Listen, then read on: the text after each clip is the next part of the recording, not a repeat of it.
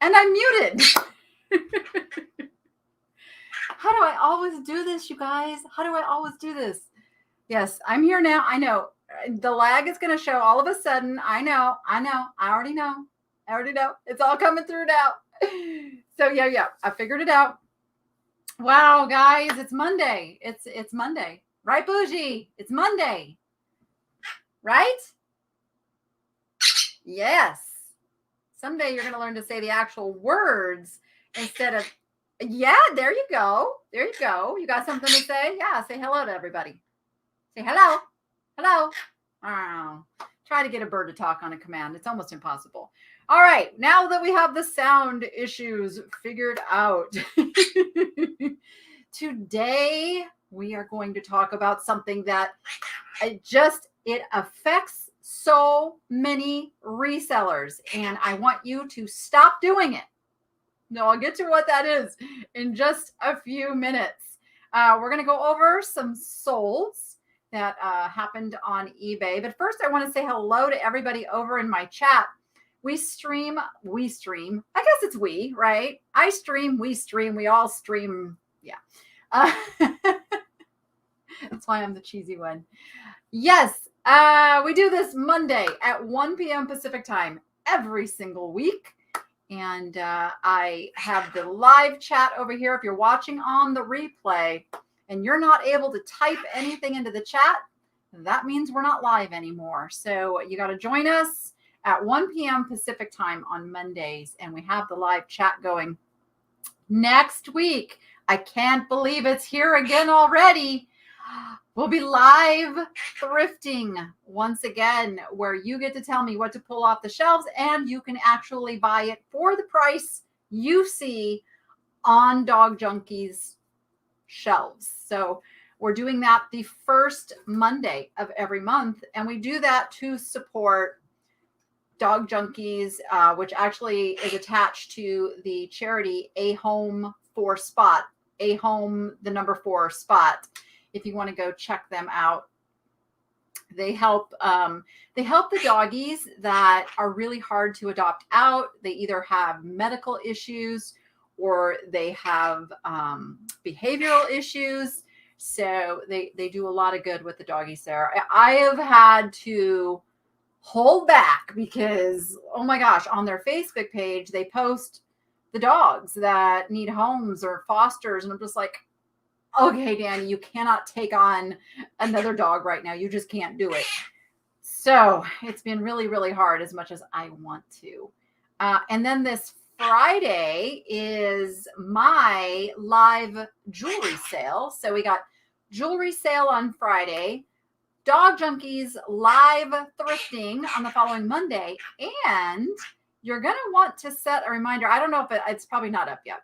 But be watching over on Mikey Bags of Money's channel, because I will be going to our local swap meet. As some of you might know, a swap meet is a flea market, basically. It's kind of like the same thing. A bunch of vendors come, they bring their stuff, they set up. It's all, you never know what you're going to find. So we're going to do that on his live stream on Friday night. And I'll be there with Sunny Las Vegas, his beautiful wife, Super Court, who now has a channel as well, and crossing fingers that the one and only Miss Carrie will be back with me, raring to go by then. She has been ill, and so I miss her because she was on vacation the week before that. So hopefully she's going to be joining us as well. So yes, going to be super fun. So it's going to be like a busy couple of weeks. I'm telling you. Right. Yes, I agree. Okay. And then I'm getting ready to take a trip to San Diego again. So it's been a whirlwind around here. And of course, right before I go to San Diego, I'm throwing a party. Because, that's what you do to make yourself a little cray-cray. You throw a party. So getting everything in line and in order for that. So yeah. I just love to do this to myself. I just love to spin the plates, Who else is a plate spinner? You know what I mean? you get a lot of stuff going at the same time, and you got to spin all those plates and keep them spinning. Yeah.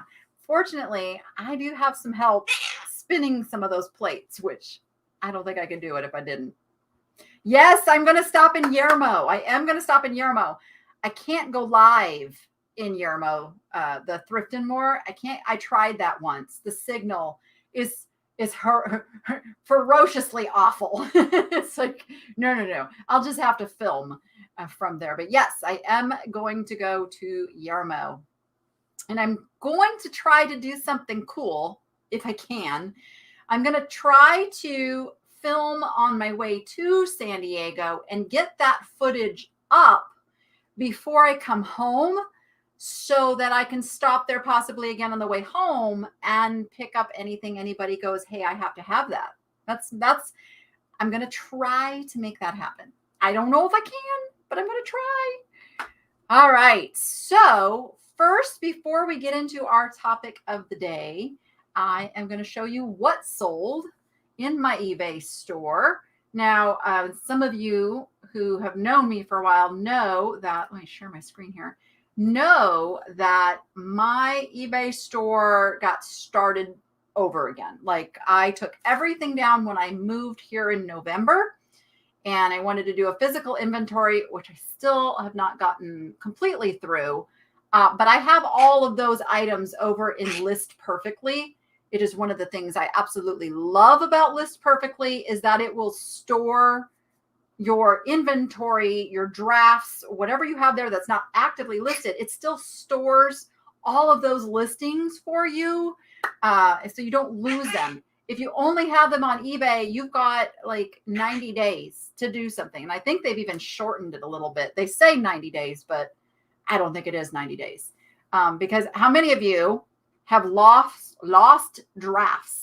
Like, you go through all that work and you plan on putting them up at a certain time and stuff, and then they just wipe out and they're gone.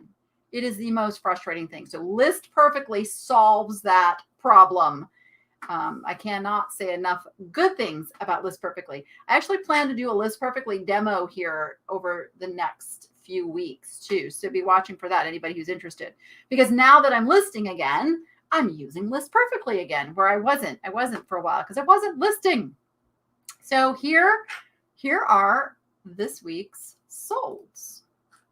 Here we go. So this is a set of vintage leather coasters. There's only 11 of them. See, it's not even a full set. It wasn't even 12 coasters. It was just 11 coasters. And I paid $3.99 for these at Goodwill. And they sold for $29.99 plus shipping. There's good money in coasters, and coasters are really, really easy to list and ship. So super love selling coasters. These are a little set of, they come in this little box like this. It's a set of Williams-Sonoma. They're the summer edition coasters, and there's a set of 12. I sold those for $19.99, and I paid $2.99 at Goodwill for those. Yes, Carrie's okay. She just can't be at work for a while.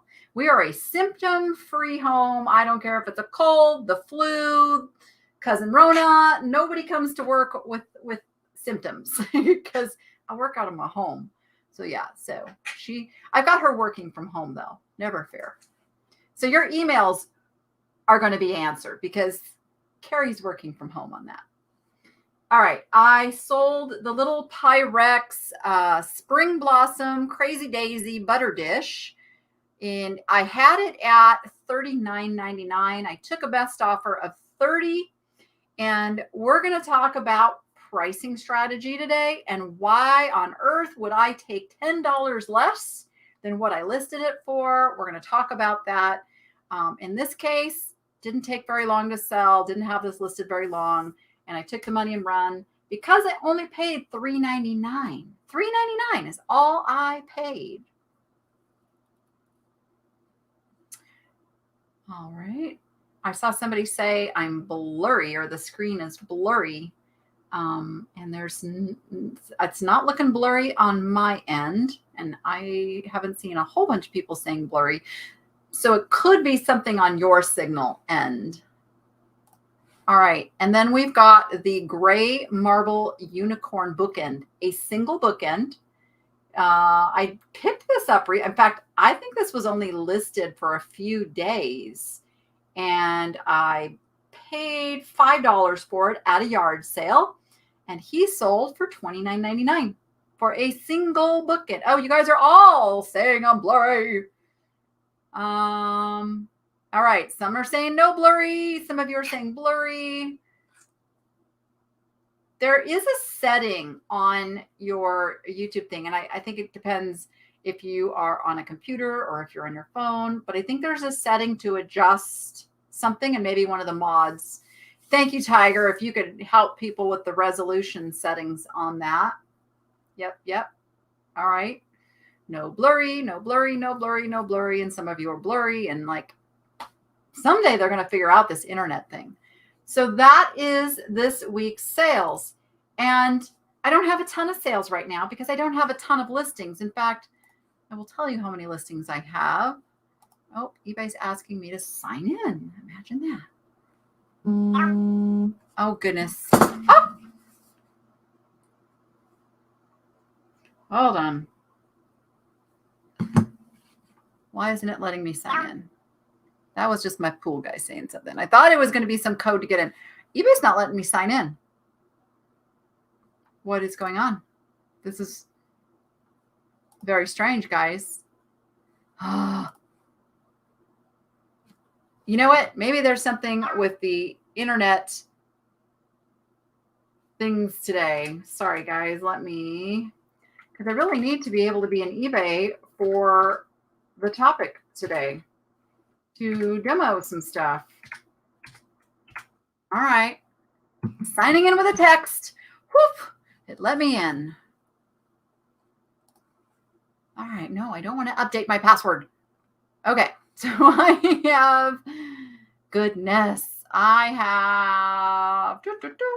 just have 87 listings, guys. I only have 87 items listed. So four items selling this week. I'm pretty okay with that.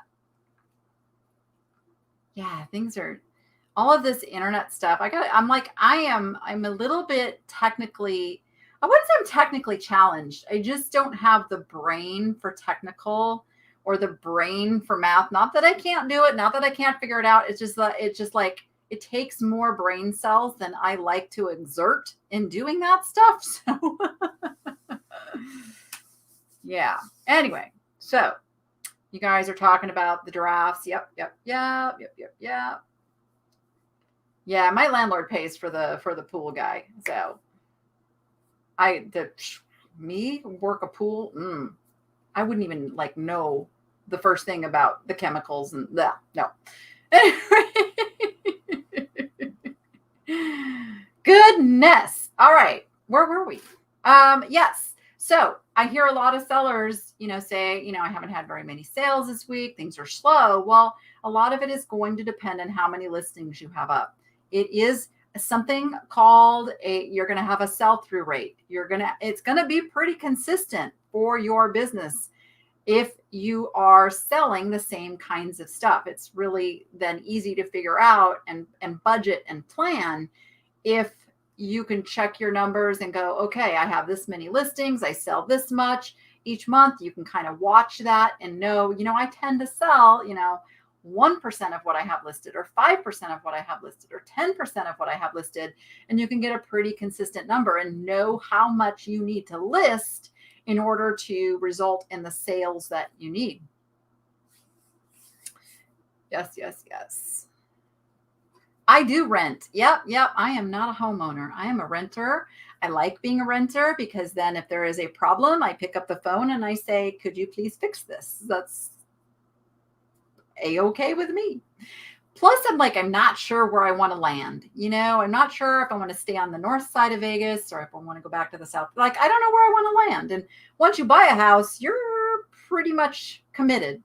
So yeah, I'm good. I'm good being a renter. All right. So Will's Vintage Treasure says, I have 450 plus average listings, 4 to 5 sales a week. And see, there isn't like just one answer to that. Obviously, I have a YouTube presence, and my link and my store is put out there a lot. Doesn't mean you need a YouTube channel to grow your sales, but doing marketing of some kind will grow your sales, whether it is Instagram, Pinterest, what are the other ones? Facebook, just putting content out there that leads people back to your listings. I have been teaching that for years and years and years. And most people think like, oh, well, you have to be on YouTube in order to get those sales. No, you don't. No, you don't. And I wouldn't recommend it. YouTube can actually hurt your sales, you guys have witnessed with my store. I had a very, very vibrant selling eBay business before creating YouTube videos kind of like sucked away all my time. So YouTube is not the reason for a successful store. Marketing is. It's marketing, guys. And however you choose to do that marketing, you can increase your sales. Also, again, I'm going to say like cross post too. Now, I haven't cross posted since I started listing again. It's another thing I'm going to start doing. But I'm thinking like I'm going to start doing like live demoing, like maybe in 2 weeks, because next week, next week is the live thrifting. So the week after that, perhaps we will do some demo. Although I am bringing on a special guest soon. So you have to watch for that too. I don't want to say it yet because we have to confirm the date. So I don't want to get everybody like excited about something and then have it not happen. But there we go. But yes, so List Perfectly is like my go-to answer for managing inventory, keeping your drafts so eBay doesn't get rid of them, and cross-posting to other sites. List Perfectly. I've got a link down in the description of this video if you want to check it out. I can get you 30% off the first month if you want to check out List Perfectly. No harm, no foul. If you decide you don't like it, you can like be on your way. It's all good. Okay, so my topic today. Can anybody guess what I'm going to talk about? Like, because it's a thing that I've actually noticed now other people talking about in social media and other groups and things. And it's something that sellers do that hurts all of us.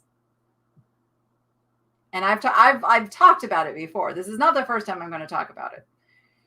Yes, pricing. I had, oh gosh, you know what? I think I saved it on my phone instead of on my computer, so I can't pull it up. Let me see if I can find it. There's a meme that's floating around. Let's see. Hold on, stand by. I'm going to see if I can find it. Find the meme about how JCPenney's, sorry guys, I'm going to find this. And show it to you. JCPenney's actually did a test. And they tested just not doing sales, just doing value pricing. Hold on, I'm going to find it. Here we go. I found it. Yay, I found it. Okay. Actually, it's in the List Perfectly group. So let me share that with you. In 2012, JCPenney got rid of all sales, discounts, and coupons to institute the fair and square pricing policy. The consumers hated it. The company's stock plummeted. The CEO was fired, and they had to revert back to inflating prices so people would be tricked into thinking the sales were actually a good deal. And it's really crazy, you guys, that there is a set psychology in our brains about pricing. And so, yeah, and I'm not shaming anybody who underprices their items. I might shame a couple sellers doing a race to the bottom. I might do that. But if you are just pricing, and I saw this in my own group this week, is someone had, and I hope they don't mind me sharing this, but they had a fantastic pair of mid-century lamps with the double-tiered, I believe they were the rawhide shades, and they had them priced at $600. And someone only wanted to buy the shades. They only wanted the shades. And this person did not want to separate them, but the person was willing to buy the shades for the same price as the lamp and the shades together. So basically, they bought the lamps and said, don't ship the lamps, just ship us the shades. So she got her $600 for the two shades.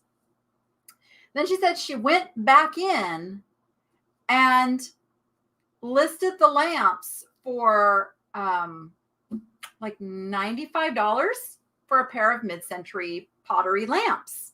And I was like, whoa, whoa, whoa, whoa. I think those lamps are still worth money. Now you just got to find the person who wants the lamps, but you need to bump up that price again. Personally, I would have put them back up at like $300 for the pair, maybe even $400 for the pair. Let somebody come in with a best offer, of $100 if that's what you're willing to take. But don't negate that there's now a person out there to buy those incredible lamps. But the reason they said they didn't price them up higher was they were afraid. They were afraid of, and I forget the exact words they used, something about setting themselves up for failure. Like, it's not failure, you guys, if something doesn't sell. That is not failure. That is simply data.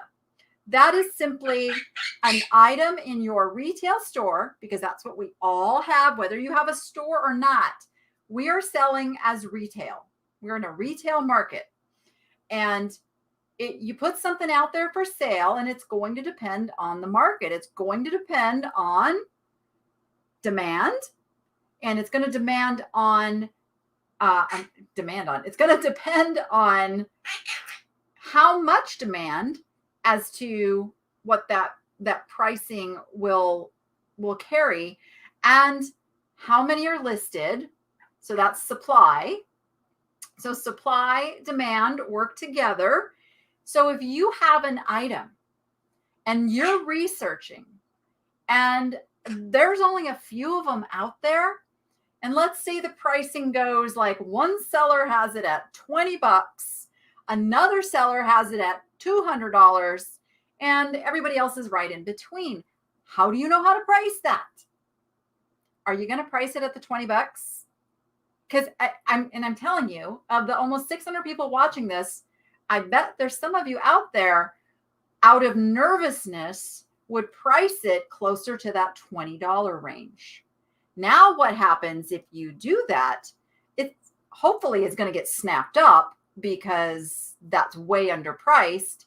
And then that sets in motion eBay's algorithm saying, this is what this item is selling for. So this is why it's dangerous to really put too much weight into eBay's pricing suggestions, because they are only based on data being put in. It has no control over what the market will actually hold. So now what happens is anybody who's kind of savvy and goes and checks sold prices is going to say, well, wait, like this other person has it at, $200. That's ridiculous. When in essence, it's probably not so ridiculous depending on the item.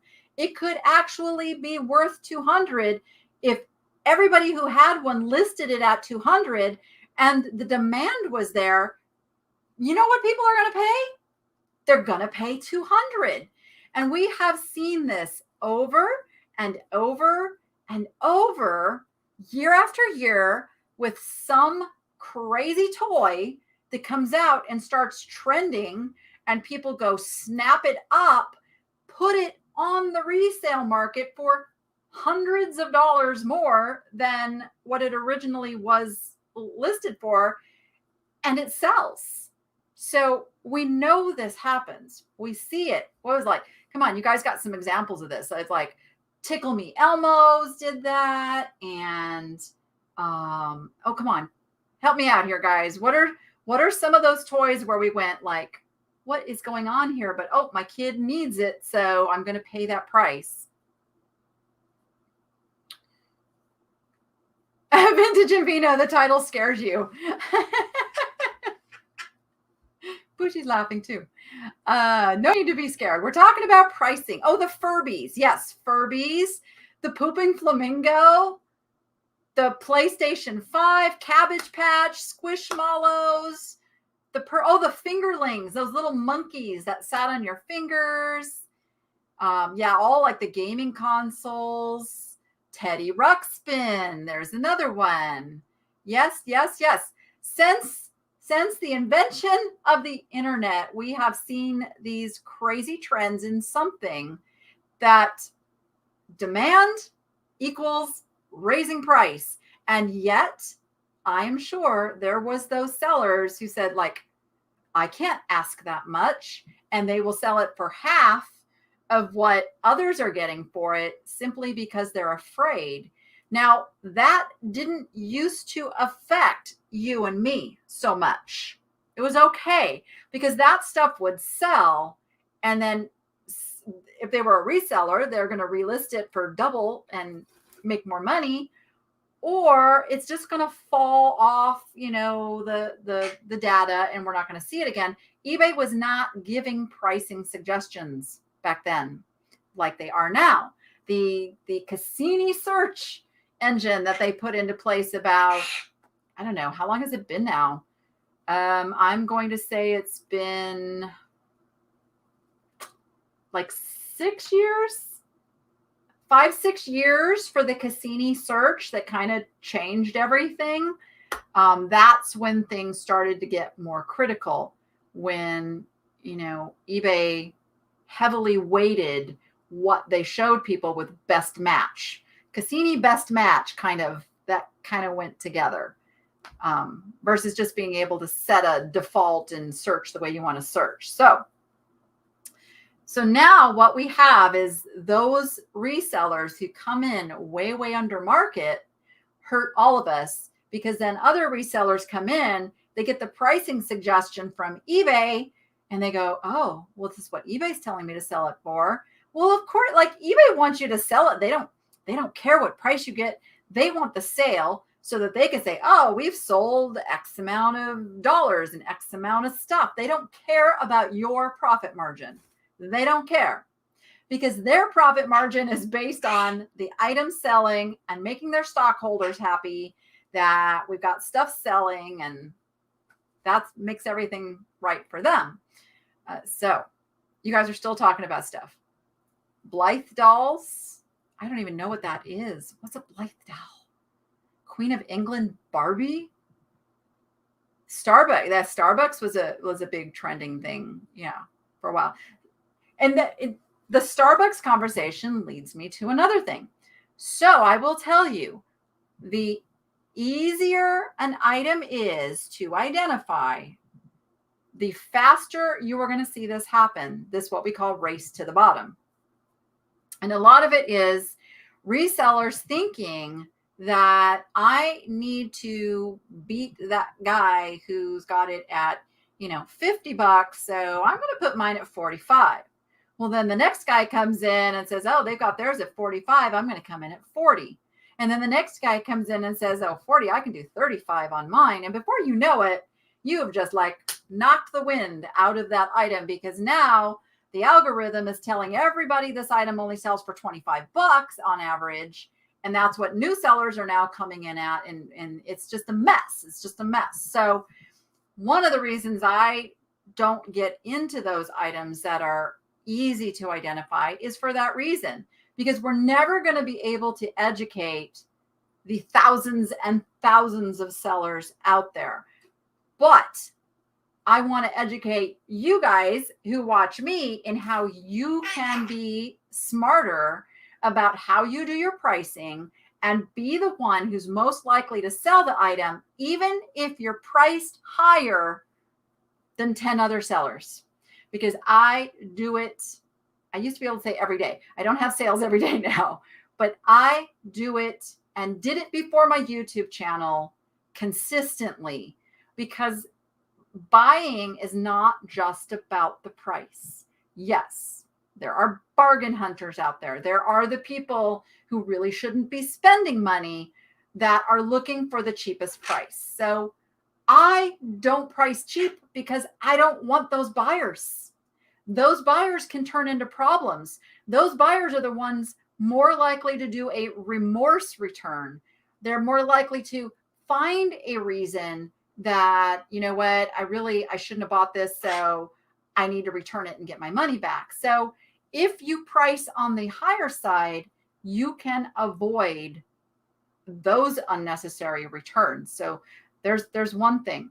There are people like myself who, when shopping for some of these collectibles, sort by highest first. And it will tell you the reason I do that.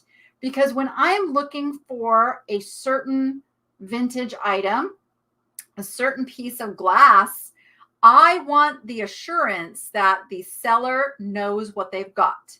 And if they have confidently priced it, that gives me that trust factor of, okay, all right, they know what they've got.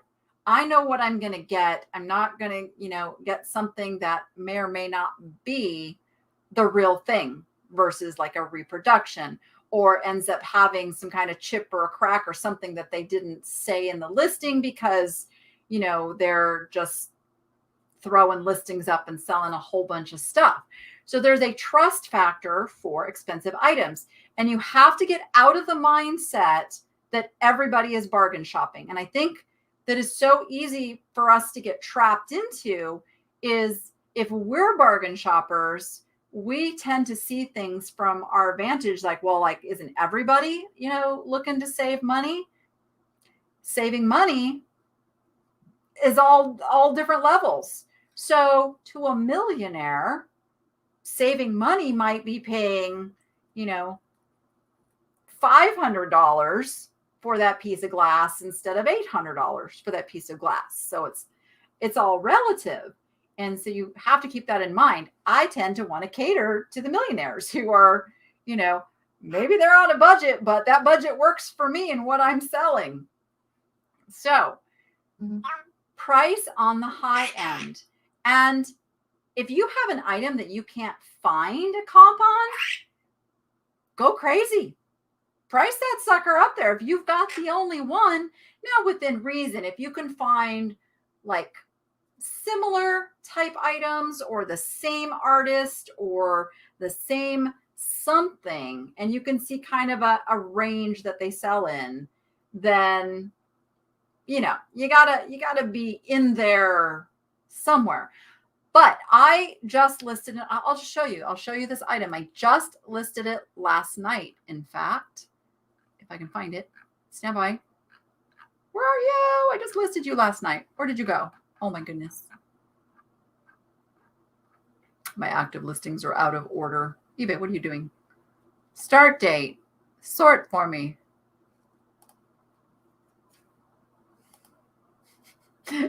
You love when technology cooperates. There we go. Okay, I'm going to pull this up for you and show you. You know what? I'm going to make this screen bigger too, so it'll show better.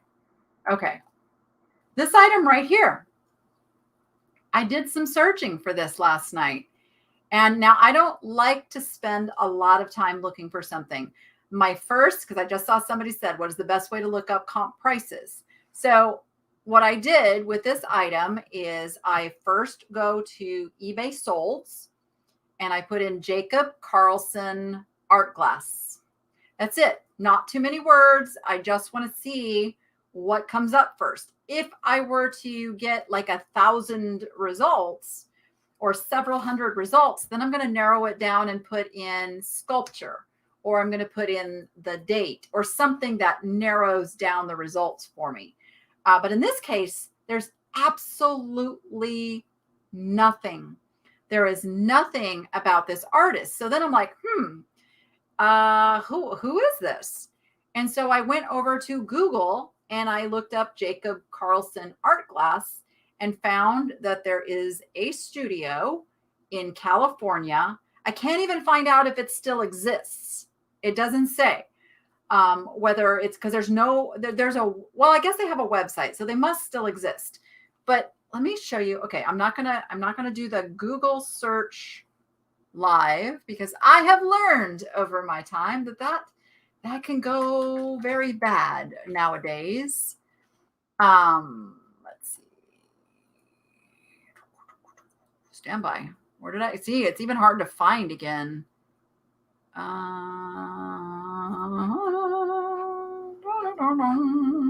There's YouTube videos. Oh, goodness. I found it last night. Doesn't that always happen like when you're live? Like, well, now. Sorry, guys. I just breathed in dust. Are you laughing at me? Don't you laugh at me. Oh. Now you're barking like a dog. Okay. Okay, so here is their, this is their website. I could not find, the exact item that I have. I could find their most current stuff. They do some luster glass, but I'm looking at the prices here. Look at their pricing. I really would love to find these cherries. Look at these cherries. Aren't they fantastic? My goodness, if I find some art glass cherries like that, I am scooping them up. They don't even have pricing on those. Pumpkins, art glass pumpkins. But so I kind of looked at this and got a little bit of an idea of their pricing. Look, even on these little hearts. So that is how I determined how to price my item. I just kind of picked a price because I've got the only one out there, the only one. Nobody else has this. It's not on Google. It's not on eBay. It's not on any other site. It's not on Etsy. It's nowhere. I've got the only one that I can find anywhere online. Do I have the only one? No, I'm sure not. I'm sure there are others out there, but that's how I came up with my pricing on this, $495. Now, am I going to take less? Of course. I've got make offer there. Of course, I'm open to offers. What would have happened if this was like worth $1,000? It would have sold overnight. And I've had that happen. Would I be upset about that? No. I paid $5 for this, literally at a yard sale. So had somebody snapped this up for $500, I'd have been perfectly happy. I would have been curious. I would have probably asked them, what did I miss here? But more than likely, someone is going to see this. They're going to know Jacob Carlson art glass. There's going to be some association, probably not really well known, but there are people out there that know this artist and they know of the stuff. And it just takes one day for them to do an internet search and find that I have a piece listed, and then maybe they'll come over and they'll make me an offer. I don't generally take too low. Sorry, guys. Oh. I won't take too low of an offer right off the bat. So my percentage off that I'll take when the first month of my listing is much less than what I'll take after the item has been listed for about a month. Oh, Kara's talking about price guides. Yeah, I price guides used to be what we had to determine pricing by. Before eBay, before all of the information on the internet, happened, price guides were the way to go. Now, what those price guides are really good for is showing you historical information, for showing you descriptive and pattern names and all of that stuff. So I still have a plethora of price guides, but they're more for identification than pricing. Your sister has the cherries? Ah, ask her if they're signed. I wonder if he kept signing even like the small stuff like that, and people might not even know that it's this Jacob Carlson. There are videos on YouTube of him blowing glass, so it's really cool. Tammy says, I have a special Bible I can't find anywhere. I gave up searching after a few days and asked George for an appraisal. Still waiting. That's fantastic. I love George. George has helped me with some items as well. We're talking about George the Antique Nomad. We did a show a few weeks ago. If you guys want to go back, if you missed that one. So what is it that is special about that Bible, Tammy? Tell me some particulars about that Bible. It might be a good example of us kind of doing a little search and seeing how, and I can tell you how I would price it. And then let's see if that aligns with what George tells you.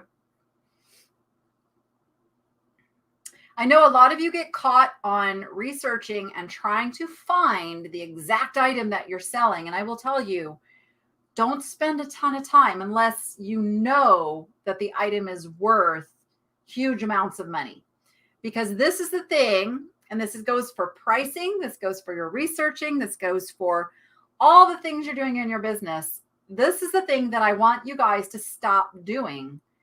I want you to stop not putting a value on your time. Your time is worth something. It is the most precious commodity that we have in this lifetime. You have to value your time. And that is in research. That is in the way you're listing. That is in the way you're managing other things.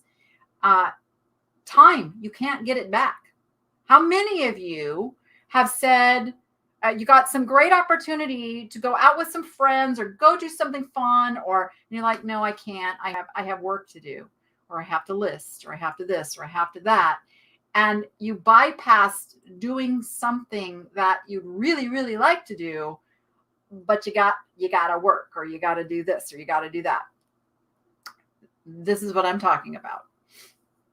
And let's see, did Tammy answer me on that one? Stand by. Stand by. I'm looking to see if Tammy answered. Tammy. Oh, there we go. Okay, so it's called a 1937 Our Perennial Bible. Okay, so let me share my screen again. So if I'm just going to, I don't know what it looks like, so I'm going to just have to go by this information. So that would be the first thing I would search is Our Perennial Bible. Now we're doing an eBay search. So see, no exact match is found. And then, of course, I would take out the 1937. Actually, let me go over to sold. Sold is what matters. All right. So now I'm going to take out the 1937. Still nothing. So Our Perennial Bible. So this is the point where I would go do a Google search, which I'll come back to you as soon as I do it.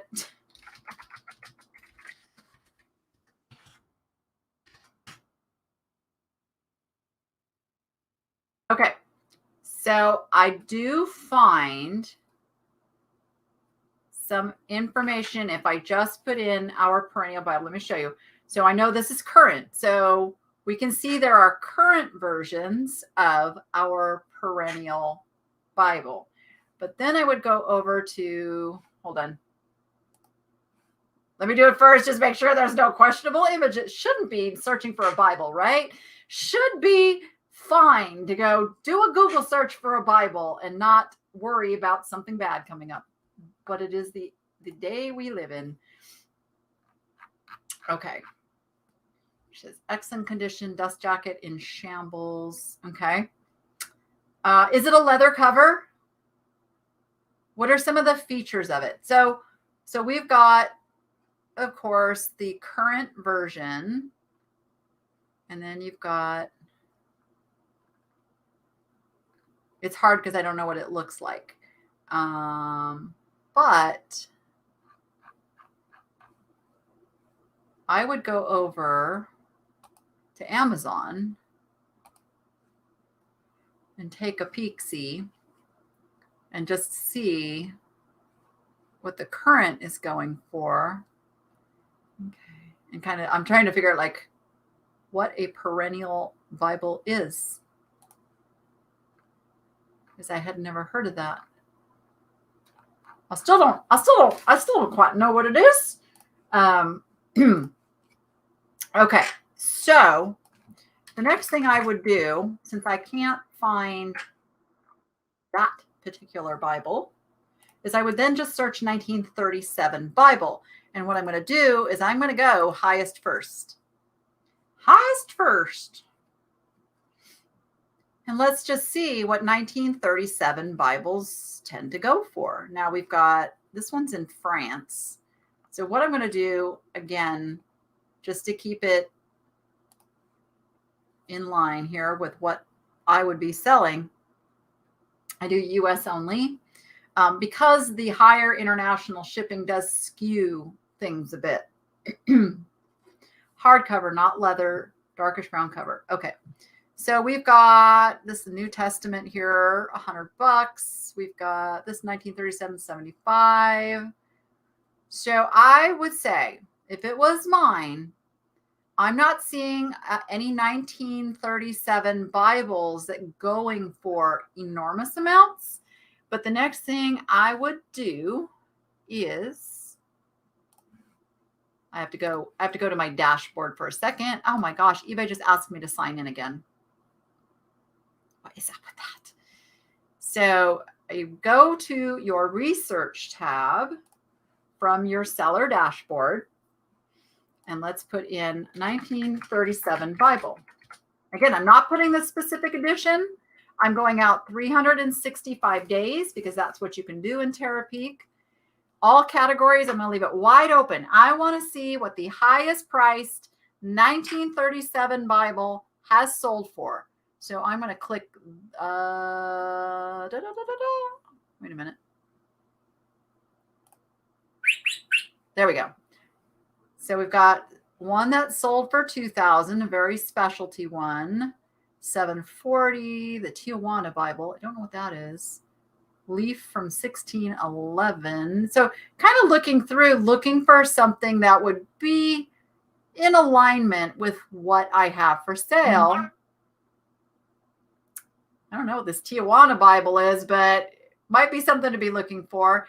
Oh, by the way, guys, this is also how you learn to be on the lookout for other items that are similar that may be out there that you don't know anything about. You sort by highest and you start going, I'm seeing this Tijuana Bible here sells for hundreds. Now, when I'm out at the yard sales and the estate sales and the thrift stores, I'm going to be looking for this Tijuana Bible because I know I can sell that sucker for like $200. See what I'm saying? See what I'm saying? All right, let me go back here. And lots of Tijuana Bibles. Goodness. I'm looking for like, okay, 1937. So we still look like we're in like $125 range. A King James, 1937. So I would price this at probably about $150, maybe as much as $200. And know that I'm probably looking at selling it in the $100 to $125 range. That is how I personally would have come up with that, especially if it's something that you only paid, $1 or $2 or $5, in there. Because even if you're priced a little too low and it's snapped up, you have made a tremendous profit. So a lot of it has to do, you know what you paid for it, right? So you know what your margin is that you have to play with. And now again, we're talking about items that are one of a kinds, hard to find. You can't find it in research. This is the process I go through. Find similar, find something, like we picked the 1937 Bible. And I'm looking for the most expensive 1937 Bible, which we did. And I was like, well, it's not quite that caliber. because there is still a current version still, on the market of this particular one. So paid Zippo, that's even better. I love that too. So yeah. So Jen asks, do I ever do auctions? Rarely. And the reason being is the eBay auction market is not what it used to be. And it used to be that having something on auction gave it a raise up in search. It's not so much in best match anymore, sadly. It weights it a little bit as ending soonest, but the thing is, most people that are on eBay and they're browsing and searching, they don't want to wait. I'm going to tell you, if you do run auctions, I bet most of your action comes in the last few hours of that auction running, because now people are finding it, and waiting hours is not as bad as waiting days. And I'm guilty of this too. I'll find things that just got launched and they've got like 6 days left. And I'm like, yeah, all right, I'll watch it. Maybe I'll come back to it. And 9 times out of 10, I don't buy it. Where if it was a buy it now, and I felt that pressure of somebody else might come along and snap that out from under me, I may be more likely to make an offer and go for it. So we are what I call the fast food society now. We want it now. We don't want to wait.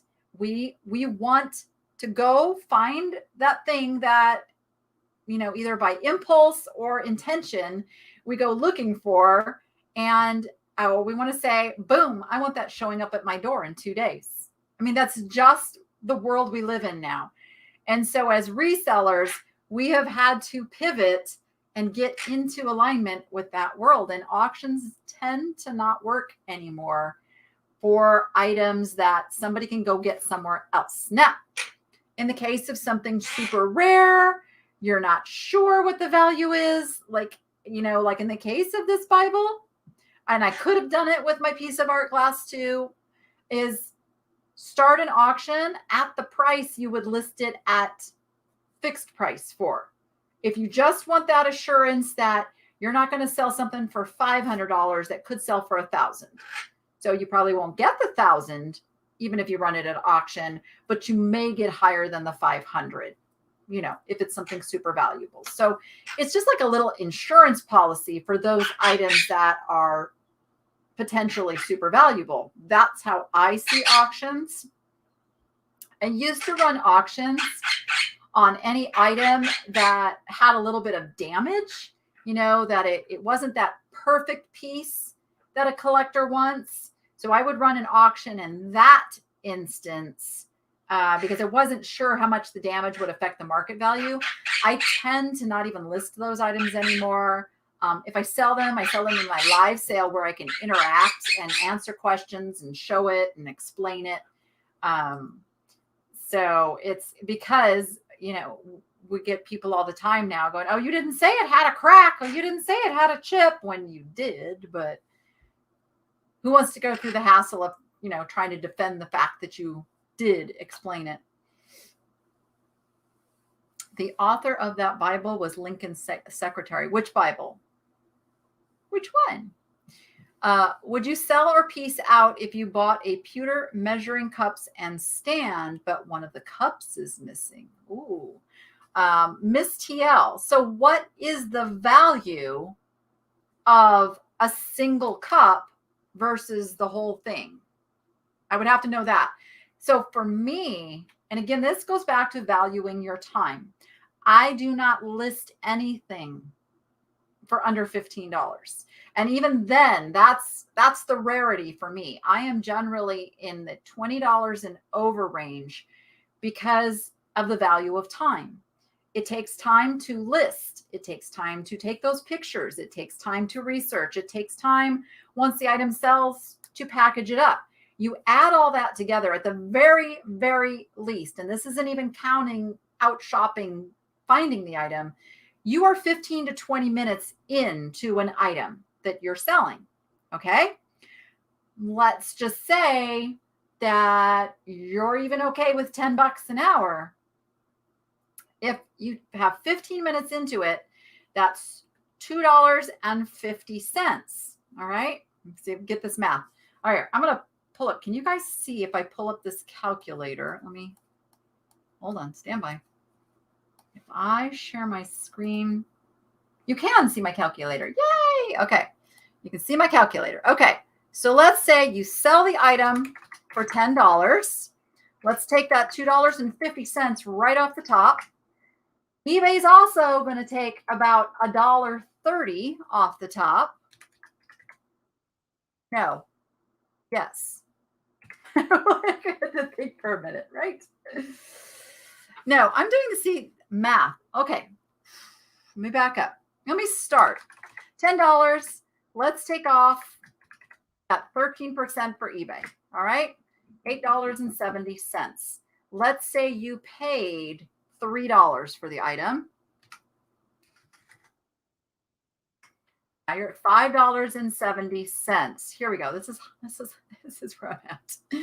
Now, if you had to spend 15 minutes working on this item, that's $2.50. Oh, see, you guys, I should not try to do math live. The point I am trying to make,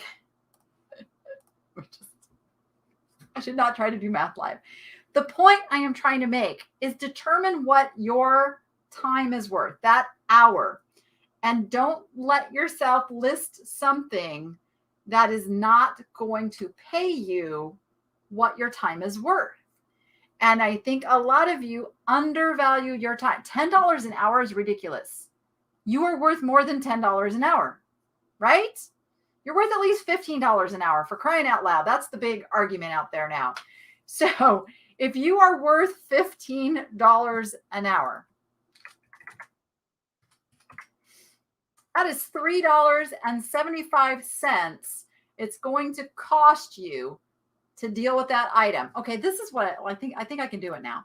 So that's $3.75 plus, let's say, the $1.30 that eBay takes. Yes, right? Am I doing that right?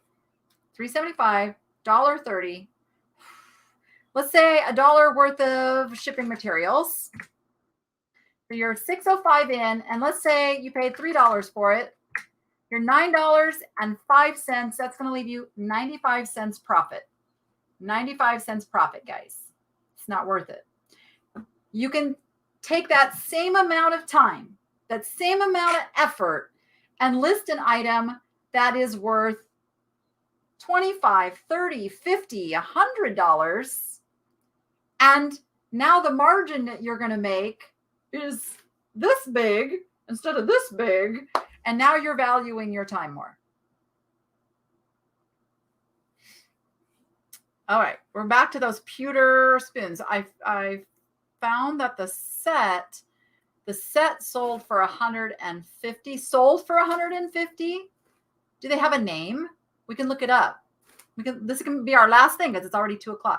This can be our last thing. What is the name on those pewter spoons if they have one? Give me more info so I can look it up.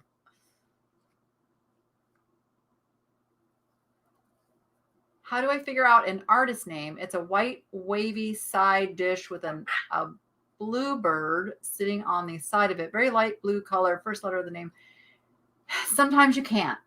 Sometimes you just can't. And again, if you look at the overall, like if you're going to sell pottery, I think is it a piece of pottery or is it, because you're just saying dish, Sonia. So if it's a piece of pottery, look for similar pottery, the painting and the style, and hopefully, you can determine what that artist is, but sometimes you just can't. So it goes back to that same, look at a similar piece.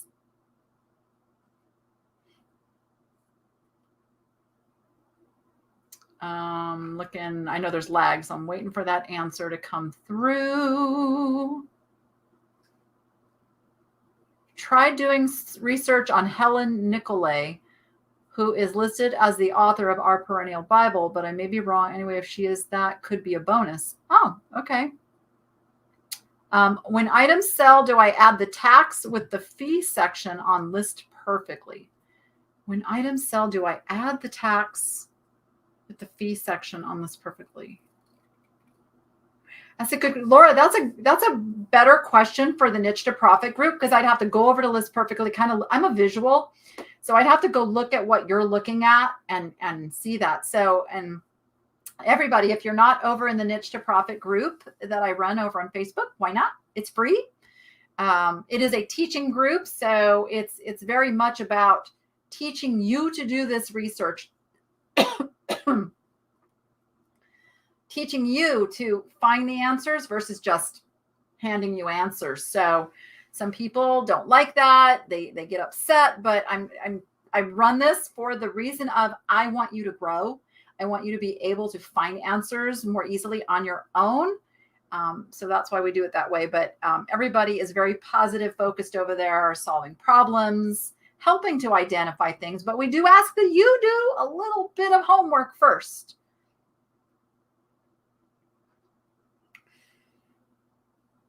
Crosby and Taylor pewter. Okay, let's do this one last thing here then. Okay. I gotta open eBay back up because I went into something else. Okay. We're gonna look up Crosby and Taylor pewter. All right. Only got 33 results. That's a nice workable amount of results. The first thing I'm going to do, sort by highest. I don't care what those lowest ones are. I really don't. I want to see what the highest ones are. So, okay, here's the spoons that you are probably talking about. Wowza, wowza, wowza. Check that out.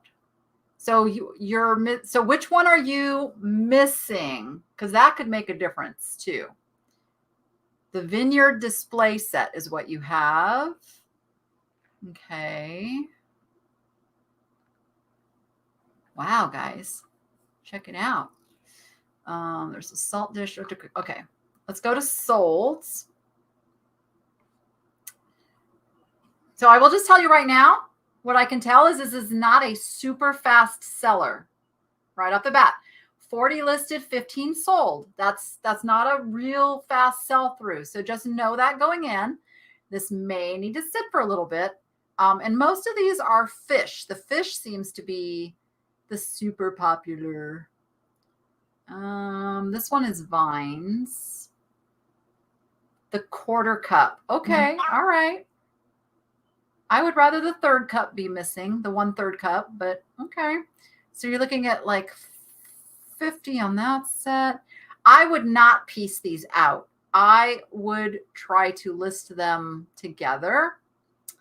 And I would probably put, let's see, let me put none. See, it's right here. Why does eBay, can somebody explain to me why eBay does this? Crosby and Taylor, pewter vineyard, all the words are in this one right here, except the difference was the ampersand. So it's supposed to be, see, it's not supposed to count it as something different. Makes me crazy. So you just like do your search both ways there. So this is with, and you have the stand too. Because if you have the stand too, you have 39 for shipping. Yeah, grapes are never as popular as other things. You got one for 65.